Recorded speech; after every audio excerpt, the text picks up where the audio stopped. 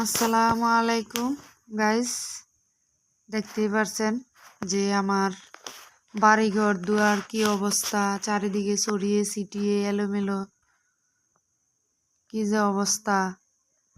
এদিক দিয়ে আমি রান্নার আয়োজন করতেছি, আবার এদিক দিয়ে ফাঁকে একটু ভিডিও করে নিলাম। আর এদিকে আগের টিনগুলাও রাখছি এখানে, আর লাকড়িগুলা দেখছেন এখানে না রাখছি। আর আমি এখন দোসাল দেব, এই সিমেন্টের টিনগুলা দিয়ে দোসাল বানাবো। আগে ছিল এই টিনটি এক সালের টিনগুলো হয়েছে এডি দিয়ে এখন বেড়া দিয়ে দেব। জানি না এই ঘরের কাজটা কতদিন লাগে, কারণ পুরো ঘরের কাজ আমরা একসাথে করতে পারবো না, আমরা একটু একটু করে করি, কারণ অনেক টাকার দরকার, তাই একটু একটু করে করা।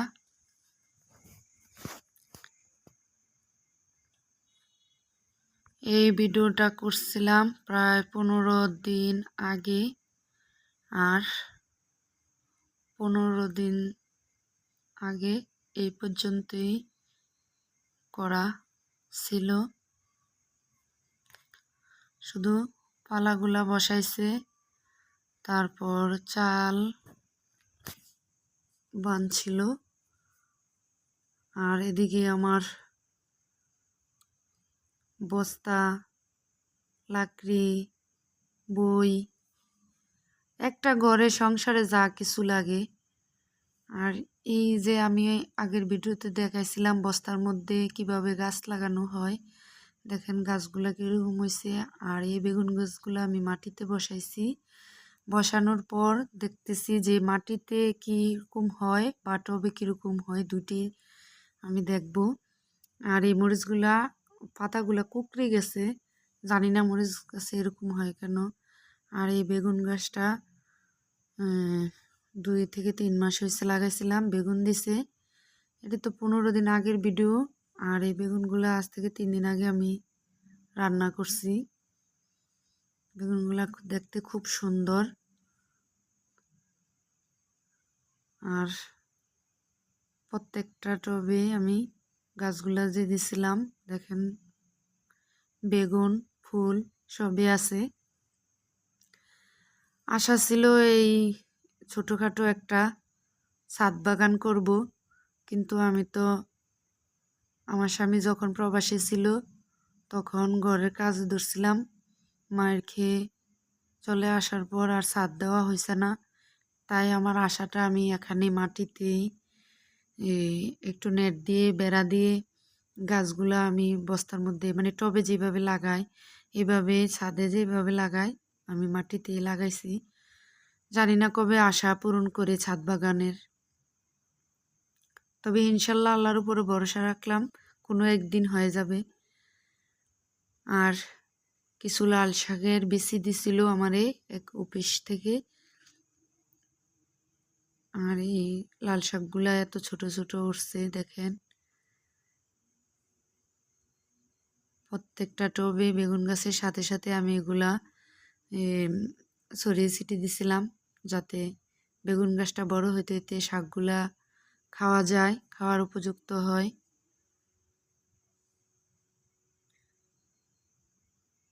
আর মাটির বেগুন গাছগুলো এরকম আছে, মাটিতেও আমি লাল শাক বানিয়ে দিছি, তবে ইনশাল্লাহ এগুলোও খাওয়া যাব।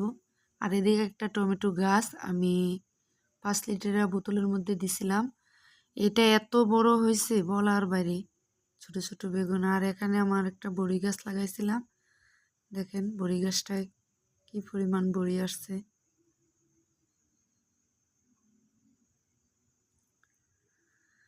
টুকটাক এই কাজ ওই কাজ করতে করতে আমার সারাটা দিন যায়, এখন আর আমার ভিডিও তত ছাড়া হয় না। আর বড় ভিডিও করতে গেলে অনেক সময়ের দরকার। আর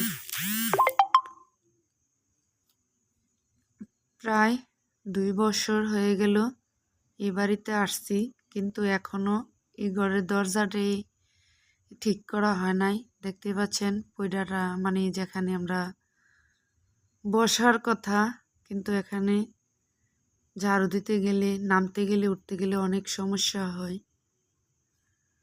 আর এই পাখিটা 15 দিন আগে তো ভিডিও পাখিটা ছিল। এই পাখিটার জন্য সবাই দোয়া করবেন। এই পাখিটা আজ থেকে 3-4 দিন আগে দুনিয়া ছেড়ে চলে গেছে। এটার নাম ছিল মায়া। আর আমার দরজাটার কি অবস্থা দেখছেন? ওই দিন এখানে আমি পরে অনেক ব্যথা পাইছিলাম পায়ে, কিন্তু ওরে অনেক বলি যে দরজাটা ঠিক করে দেওয়ার জন্য। পিরাপিটা এরকম থাকলে ভাল লাগে? কার কাছে কীরকম লাগে? আমারে ঠিক করে দেয় না। দিবে দিবে বলতে 2 বছর গেছে, জানি না আর কবে ঠিক করে দেয়। আর 15 দিন পর এই কাজটা করা হয়েছে। চালে টিন উঠানো হয়েছে, চারিদিকে বেড়া দেওয়া হয়েছে।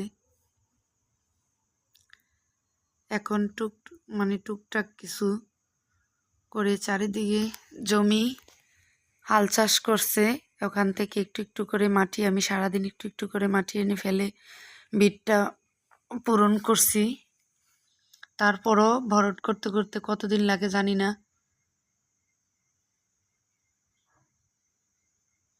আমার মনে হয় পুরো 2 মাস লাগে যাবো এই পাখির ঘরটায়। দেখতেই পাচ্ছেন যে এগুলা মাটি একটু একটু করে এই বলটা দিয়ে আমি এনে এখানে রাখতেছি পাখির ঘরে দেওয়ার জন্য। আর ঘরের ভিতরে গেলে বলবেন যে কি পরিমাণ মাটি লাগবো। চারিদিকে আমি জানি না কতদিন লাগে এই কাজটা আমি শেষ করব। আলহামদুলিল্লাহ, ভিডিওটা বারবার করতে গেলে একটা না একটা কল আসা কাটা যায়।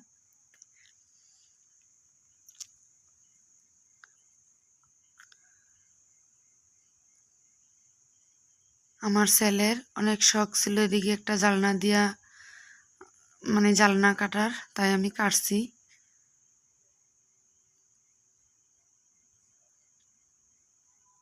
দেখতে তো পাচ্ছেন কত কাজ।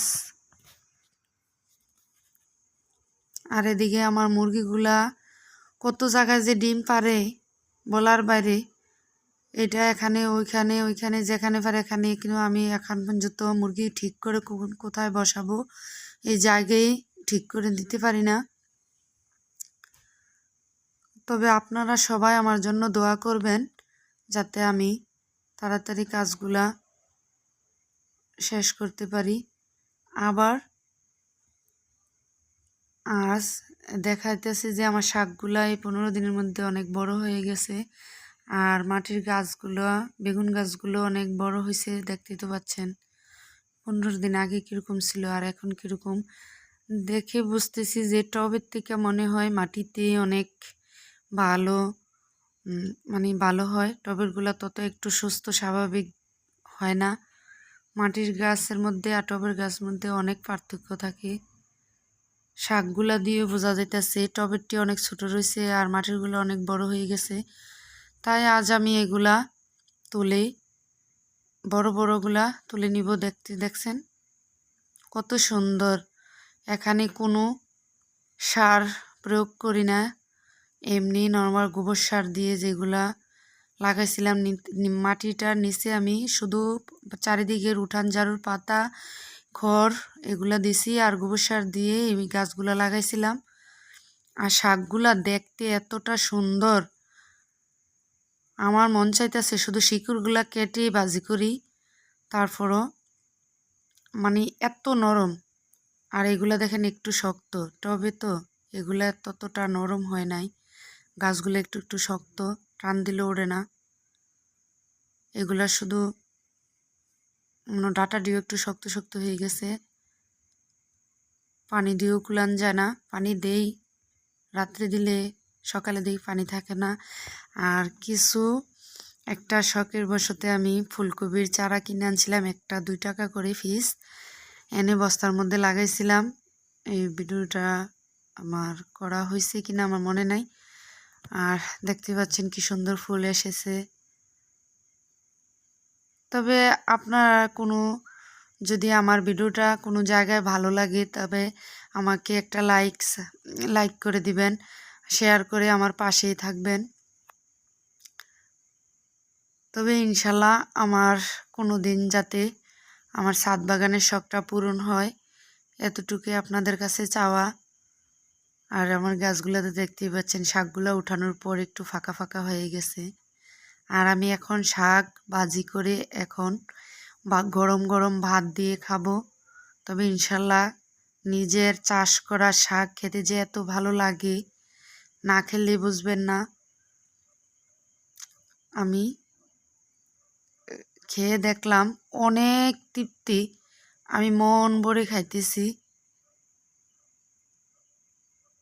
কি যে ভালো লাগতেছে। তবে আমি এখনই ভিডিওটা শেষ করলাম। আসসালামু আলাইকুম।